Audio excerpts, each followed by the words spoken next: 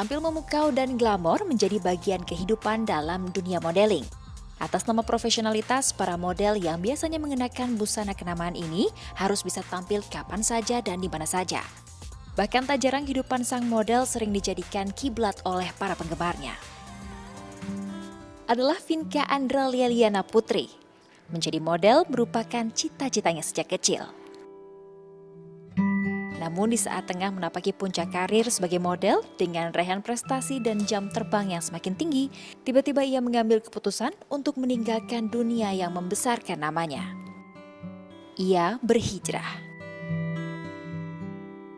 Sesungguhnya Tuhanku melapangkan rezeki bagi siapa yang dikehendakinya di antara hamba-hambanya dan menyempitkan siapa yang dikehendakinya, dan barang apa saja yang kamu nafkahkan, maka Allah akan menggantinya dan dialah pemberi rezeki yang sebaik-baiknya. Aku ikut sekolah modeling di salah satu sekolah model di Bandung. Terus akhirnya pas dari situlah mulai, jadi pas baru masuk hari pertama sekolah, udah langsung ditawarin fashion show gitu. Akhirnya dari situ langsung mulai ikutan catwalk beneran gitu. Iya, jadi pas itu tuh ngerasa kayak emang bener banget. Jadi maksudnya di posisi itu tuh aku lagi bener-bener mungkin di atas ya, karena emang kayak misalnya nih dari dulu tuh ya ampun pengen banget fashion show pakai bridal dan langsung dikasih bridal. Pengen banget fashion show ini, pengen banget ikutan fashion show yang di acara-acara gede kayak Jakarta Food Fashion Festival, JV dan sebagainya. Dan itu tuh benar-benar direalisasikan. Jadi kita tuh ngerasa orang-orang belum pakai ini loh, kita udah pakai gitu. Dan mereka misalnya beli mahal, kita gratis, malah kita dibayar. Mojang Bandung kelahiran 1996 ini memang tergolong masih sangat belia. Namun untuk urusan agama, ia justru tidak mau tanggung-tanggung. Jalanannya mendalami agama justru membuatnya tidak berpikir panjang untuk menjalankan perintah Allah Subhanahu wa Ta'ala, terutama untuk menutup aurat.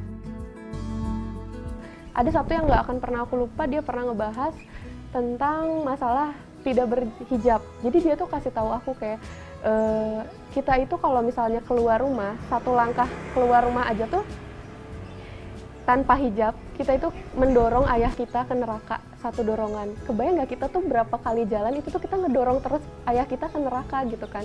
Terus ditambah lagi satu helai rambut kita yang dilihat sama satu pandangan laki-laki, itu tuh satu dosa. Sedangkan rambut kita itu beribu-ribu helai dan laki-laki yang ketemu kita itu ribuan gitu. Jadi bisa dibilang kita nabung dosa gitu. Dan di situ pun aku mikir kayak, iya juga gitu kan, selama ini ya Allah aku gimana gitu kan. Memutuskan untuk menutup aurat memang bukan keputusan yang mudah, apalagi tetap bertahan di tengah dunia modeling.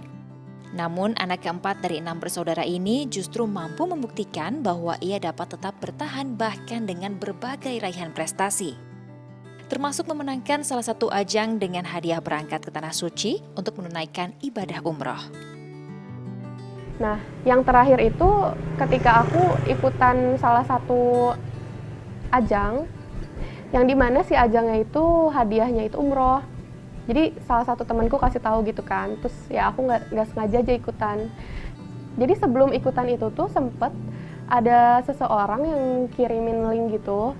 Jadi si linknya itu pas dibuka kita bisa lihat Ka'bah 360 derajat. Dan itu tuh berasa kita ada di situ gitu kan. Terus aku tuh pas lihat itu kayak, ya Allah kapan ya bisa kesini gitu kan. Karena emang aku orangnya susah nabung. Terus mikirnya kayak, nah paling nanti deh kalau udah nikah gitu sama suami ke sana. Tapi ternyata gitu Allah tuh baik banget.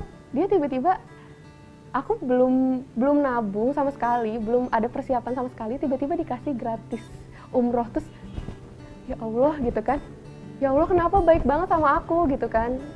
Aku saking takutnya kehilangan job, nyampe rela tetap fashion show, tetap pakai hijab bergaya gitu kan, hijab bersih. Tapi Allah segitu baiknya sama aku, nyampe ngasih aku umroh gratis. Terus ya Allah ini aku nggak kepikiran gitu, aku bisa secepat ini datang umroh gitu. Nyampe ya Allah ini aku harus berterima kasih gimana, Dan akhirnya aku mikir, oke, mungkin inilah saatnya aku berhijab sempurna, maksudnya aku harus syar'i gitu. Niatnya untuk berhijrah didukung oleh keluarganya, terutama sang ibu yang semakin hari melihat sosok Vinka yang semakin dewasa. Kayaknya kalau ada keinginan untuk hijrah, berarti itu udah resiko ya, kita meninggalkan dunia yang lain. Terus kebetulan justru dengan dia meninggalkannya dunia-dunia yang ya kita juga khawatir ya sebagai orang tua. Alhamdulillah dia punya kegiatan yang lain yang lebih positif. Ya kuliah juga lebih fokus. Dia kecil-kecilan udah bisa mulai usaha, ya didukung sama kakak-kakaknya.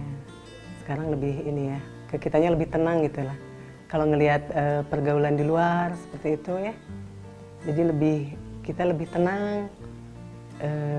Kadang kita nggak nganter ke mana-mana juga lebih percaya. Keputusan untuk meninggalkan dunia modeling justru menjadi pemicu untuk mengembangkan bakat dan kegemarannya. Bukan hanya menuntut ilmu di bidang kria tekstil mode, tapi ia juga mulai meniti usaha fashionnya. Konsep yang ia ciptakan juga tetap sesuai syariat yang diperintahkan Allah Subhanahu wa Ta'ala. Ya, jadi awalnya sih jadi memang setelah pakai syar'i itu, karena aku kuliah fashion, jadi aku pikir kenapa aku nggak punya brand aja, karena emang salah satu cita-cita aku juga aku pengen banget punya butik sendiri gitu kan.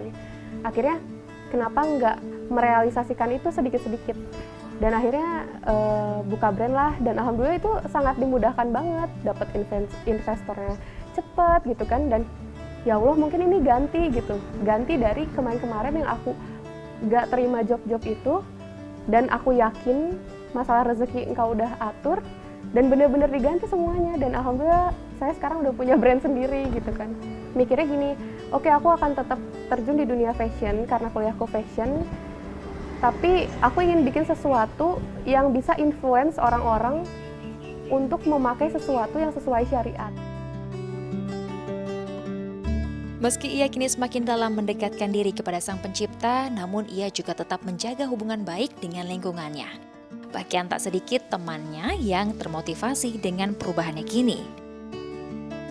Iya sih, Vinka udah jarang kayak pergi nongkrong, pergi bareng-bareng sama teman-teman. Tapi kalau sama kita yang perempuan-perempuan masih, tapi kalau misalkan sama laki-laki mungkin lebih terbatas kali Vinka buat pergi nongkrong apa gimana. Tapi kalau buat ngobrol, main tuh masih asik sih. Dampak ke akunya, aku tuh jadi kalau lagi main sama dia nih, aku lebih ingat akhirat gitu. Tapi ini beneran, soalnya dia kayak dikit-dikit tuh ngomongin gimana nanti kalau kita udah nggak ada, gimana nanti kita tuh kalau buat dosa tuh gimana. Jadi aku bener-bener dapat ilmu tuh banyak dari Vinka gitu, soal agama, soal kita berhijrah tuh gimana gitu. Keseriusannya dalam menjalankan perintahnya bukan hanya terlihat dari penampilannya saja. Namun keteguhannya juga membuat ia memutuskan untuk memilih ta'aruf daripada membuat komitmen di usia mudanya. Pertama, image syar'i itu bisa rusak gara-gara aku kalau aku pacaran. Dan malu lah, maksudnya orang kalau lihat gimana sih, malu gitu. Dan itu tuh dosa. Aku sadar gitu, pacaran itu dosanya banyak sekali. Dan emang harus udahlah, nggak usah. Percuma nih kita misalnya pacaran lama-lama, ternyata nikahnya nggak sama dia, kan berarti kita malah numpuk-numpukin dosa kita lah. Pacaran sama dia, terus taunya nikahnya halalnya sama orang lain. Ya mendingan udah aja nggak usah pacaran, tahu-tahu ketemu sama yang halal aja gitu. Semakin dalam ia mempelajari agama, justru kini ia merasakan banyak hal-hal positif yang terjadi di dalam hidupnya. Baginya usia muda bukanlah penghalang, namun justru waktunya untuk mengumpulkan segala kebaikan dan amal soleh sejak dini, agar bisa tetap istiqomah saat kembali kepadanya. Gimana caranya aku bisa terbebas dari siksa neraka, meskipun aku juga nggak tahu gitu kan, aku nanti gimana. Seenggaknya aku udah usaha untuk aku berubah, menjauhi segala yang aku tahu itu nggak boleh, dan mencoba memperbaiki terus sampai sekarang. Karena istiqomah itu susah. Ketika kita memutuskan hijrah, itu tuh sangat mudah sekali. Ketika kita udah melewati itu, wah hijrah, udah aja kan, maksudnya ya udah gitu, udah berubah.